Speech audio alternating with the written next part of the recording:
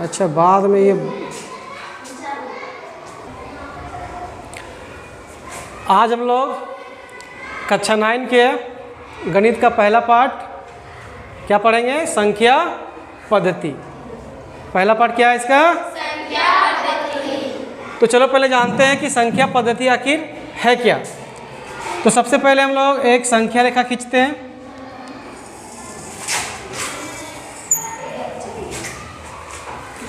इसके बीचों बीच में क्या देंगे? 0। क्या देंगे? 0। इधर 1, इधर 2, 3, 4, 5। और इसी तरह से हम और आगे भी बढ़ा सकते हैं। इधर क्या कर सकते हैं? -1, -2, -3, -4, -5। और इसी तरह से हम आगे भी बढ़ा सकते हैं। इसमें से पहले हम लोग 4 थैला बनाते हैं।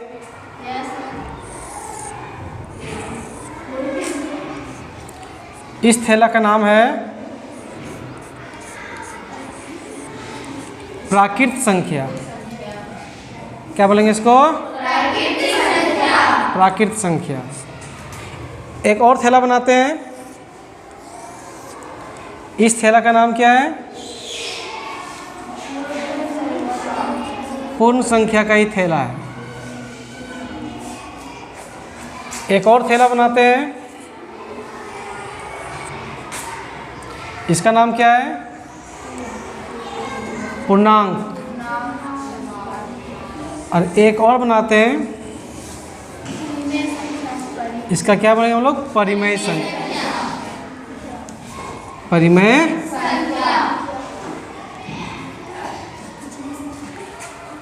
तो प्राकृत संख्या में कौन कौन सी संख्या आएगी?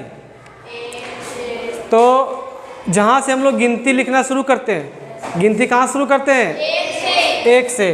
1, 2, 3, 4, 6, 7, 8, 9 सब कौन सी है? प्राकृत संख्या। सब कौन सी है?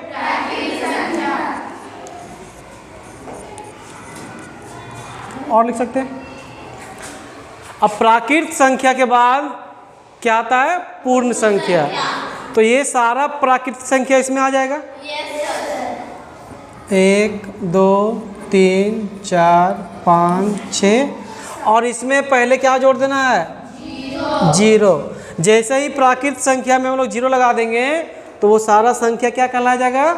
पूर्ण संख्या। क्या कहलाया जाएगा? पूर्ण संख्या। तो परीक्षा में प्रश्न पूछता है कि सबसे छोटी प्राकृत संख्या क्या है? 1। सबसे छोटी पूर्ण संख्या क्या है? 0। क्लियर है?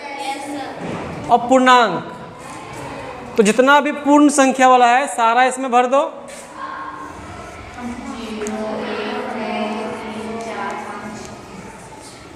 और जो माइनस वाली संख्या है, ऋण संख्या, -1, -2 जितना भी आगे जाएगा सब भर देंगे यहाँ पर। तो ये जो मेरा थैला बना, ये कौन संख्याओं का थैला है? पूर्णांक का। किसका है ये? तो पूर्णांक में कौन कौन संख्या आती है? माइनस वाली यानी कि ऋणात्मक संख्या, धनात्मक संख्या और 0। ठीक है। इसके बाद हम लोग जानेंगे परिमेय संख्या। तो इस परिमेय संख्या में यहाँ संख्या 1/2 लिख देते हैं। 3/2 और यहाँ कर देंगे तो हम 5/2 कर सकते हैं। तो ये सारा संख्या इसमें आ जाएगा। -1, -2, -3, -4, 0, 1, 2, 3, 4, 5 और इसमें ये जो बटा वाला संख्या है 1/2, 3/2 और 5/2। तो अब जो हमको ये संख्याओं का समूह प्राप्त हुआ है, इन सबको मिला के क्या बोलेंगे हम लोग? क्या बोलेंगे? परिमेय संख्या। ठीक है। तो अभी आपका एक्सरसाइज 1.1 हम लोग चालू करेंगे। तो उसमें से कुछ प्रश्न ऐसा प्रश्न रहेगा जिसमें पूछेगा कि क्या प्राकृत संख्या पूर्ण संख्या हो सकती है? देखो इसके लिए क्या करेंगे, इसका सारा संख्या से मिलाना है। इसका सारा संख्या इसमें मिलता है या नहीं मिलता है? तो इसका सारा संख्या यदि इसमें मिल जाएगा तो प्राकृतिक संख्या पूर्ण संख्या होगी। प्राकृतिक संख्या पूर्ण संख्या अगर यदि ऐसे ना बोल के बोल देगा कि क्या प्रत्येक पूर्ण संख्या प्राकृतिक संख्या हो सकती है, तो क्या सारा इसका संख्या इसमें है? इसमें तो सब चीज़ है लेकिन जीरो नहीं है। तो क्या जीरो मेरा प्राकृतिक संख्या हो सकता है क्या? नहीं हो सकता है। तो चलो हम लोग चलते हैं किसके ओर, प्रश्नावली 1.1 की ओर।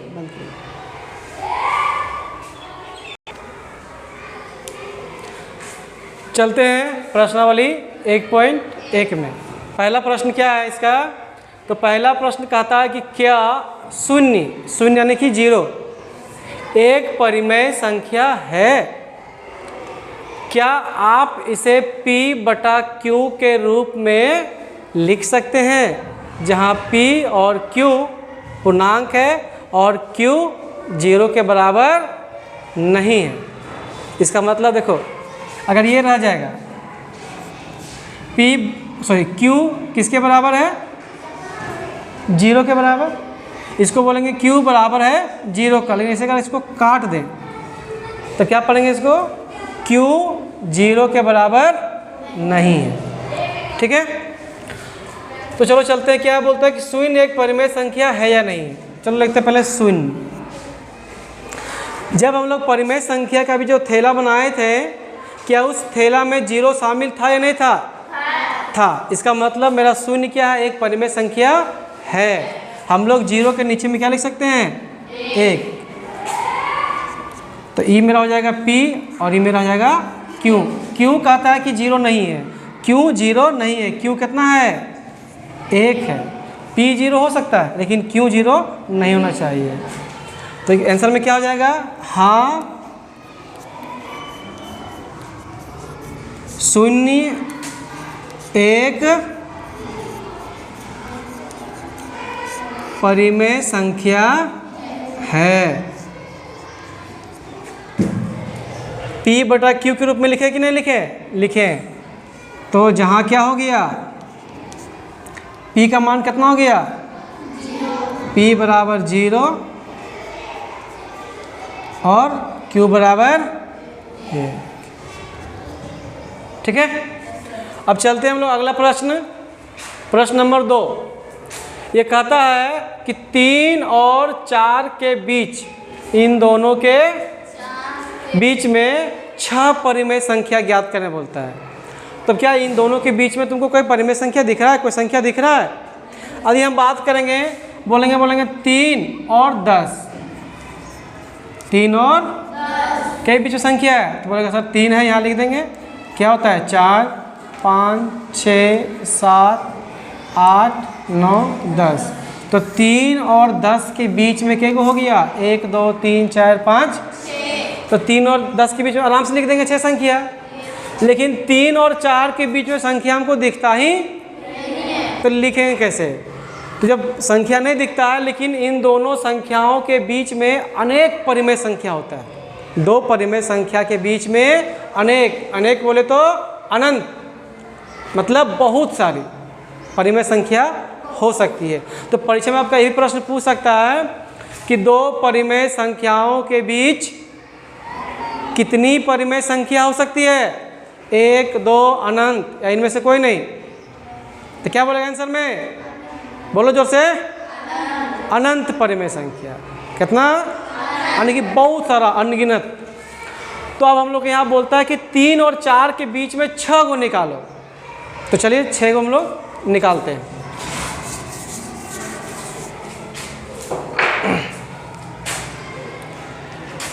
कितना निकालने बोल रहा है? 6। तो 6 लिख दो। जितना निकालने बोलेगा उसमें 1 जोड़ दो। 6 को निकालने बोलेगा 6 लिख देना। और क्या करेंगे? 1 जोड़ देना। यदि हमको 5 को निकालने बोलता तो हम लोग 5 लिखते हैं और 1 क्या करते हैं? जोड़ देते हैं। यदि हमको 4 को परिमेय संख्या निकालने बोलता तो 4 लिखते हैं और 1 जोड़ देते हैं। लेकिन हमको निकालने कितना बोल रहा है? 6। तो 6 लिख के 1 जोड़ देते हैं। ठीक है। जब हम लोग 6 लिख के 1 जोड़ देंगे तो कितना प्राप्त हो जाएगा? 7। अब चलो इस 3 को लिखते हैं पहले। 3 लिख दिए। अब इसके बटा में हम लोग 7 लिखते हैं। चलो बताओ कि यहाँ पर हम कौन सा संख्या बैठाएं कि 7 का पहाड़ा पढ़ेंगे तो कट के 3 आना चाहिए। जैसे हम लोग 7 का पहाड़ा पढ़ेंगे, 7 का 7, 7 दूनी 14, 7 तिया 21, के बार में आया आने की हमको यहाँ पर क्या लिखना पड़ेगा? 21 जो आता है 7 का पहाड़ा के बार में आता है। तो क्या हम लोग 3 के जगह 21/7 लिख सकते हैं? काटेंगे तो फिर सही आएगा। और जब ये हो गया तो निकालना आसान है। चलो लिखते हैं 21/7। तो बताओ 21 से बड़ा कितना होता है? 22 से बड़ा 23 से बड़ा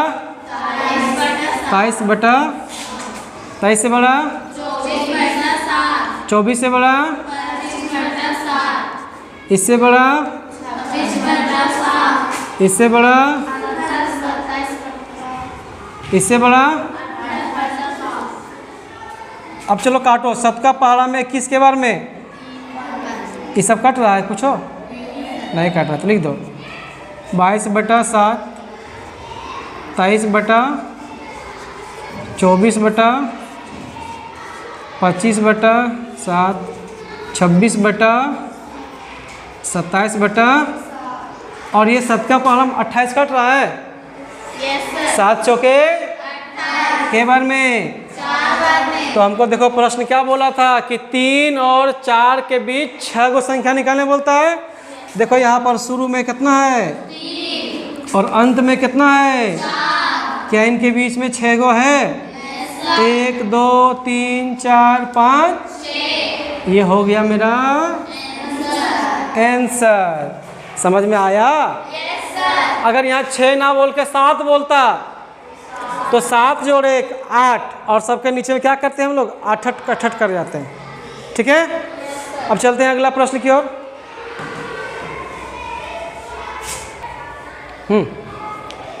अगला प्रश्न हम देखेंगे प्रश्न 3/5 और 4/5 के बीच 5 परिमेय संख्या निकालना है। कितना परिमेय संख्या ज्ञात करना है? 5 परिमेय संख्या। तो इसको हम लोग कैसे बनाएंगे? पहले लिखेंगे 3/5 और फिर बराबर दे देना है। इसको लिखना है 4/5। एक बार फिर से लिख लो 3/5 और एक बार फिर से लिख लेंगे 4/5। अब क्या करना है? देखो क्या 3 और 4 के बीच में कोई संख्या दिख रहा है? नहीं दिख रहा है। तो इसको क्या करना पड़ेगा? बड़ा करना पड़ेगा। इसको भी कोई बड़ा करना पड़ेगा।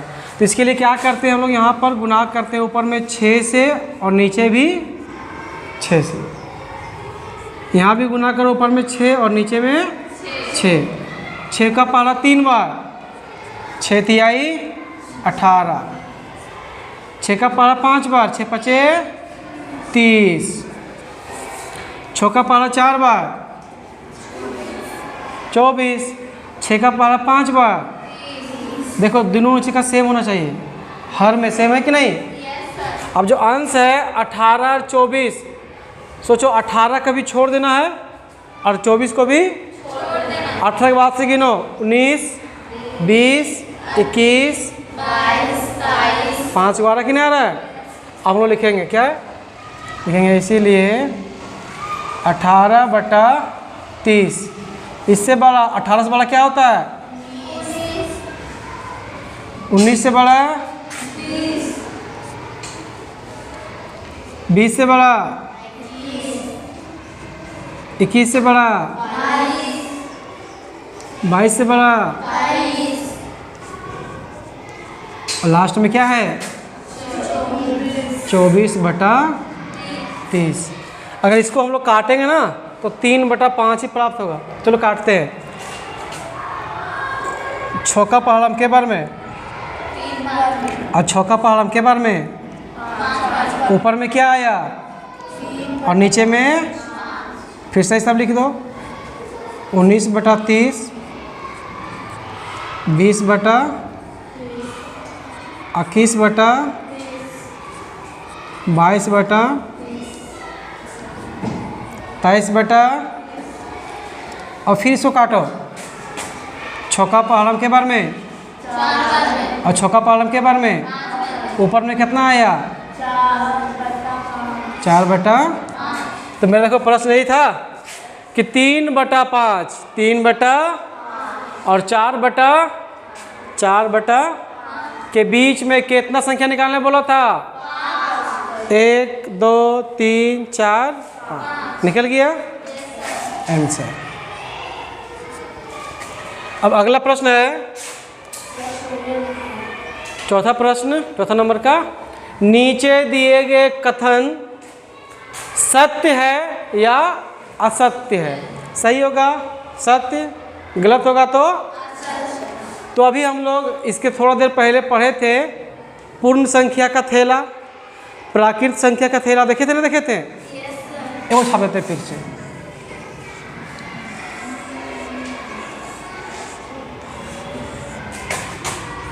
क्या मानेंगे इसको? प्राकृत संख्या, इसको पूर्ण संख्या, और इसको पूर्णांक, और इसको परिमेय। तो प्राकृत संख्या कहाँ से शुरू होती है? 1 2 3 4 5 6, और आगे बढ़ा सकते हैं। पूर्ण संख्या कहाँ से शुरू होता है?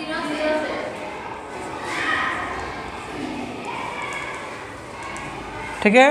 पूर्णांक इसमें माइनस वाला भी आ जाता है, -5 -4 -3 -2 -1 0 1 2 और बहुत कुछ होता है। और परिमेय संख्या में बटा वाला भी आ जाता है,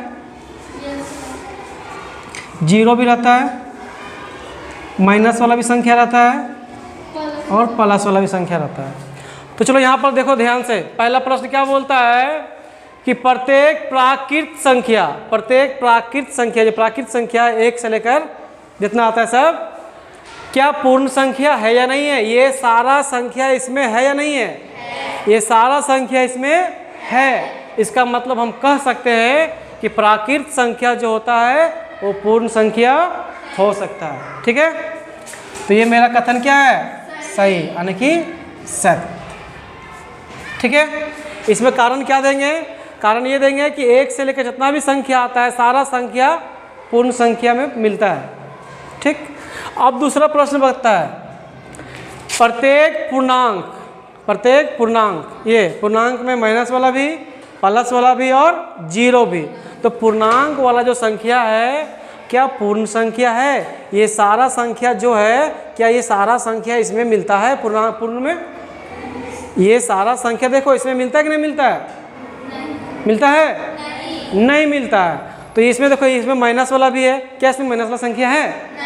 नहीं है। इसका मतलब ये जो कथन है क्या बोल रहा है? सही बोल रहा है गलत बोल रहा है? ये कथन कौन सी है? असत्य है, क्योंकि पूर्णांक में माइनस वाला भी संख्या होता है, ऋणात्मक संख्या, जबकि पूर्ण संख्या में ऋणात्मक संख्या नहीं होती है।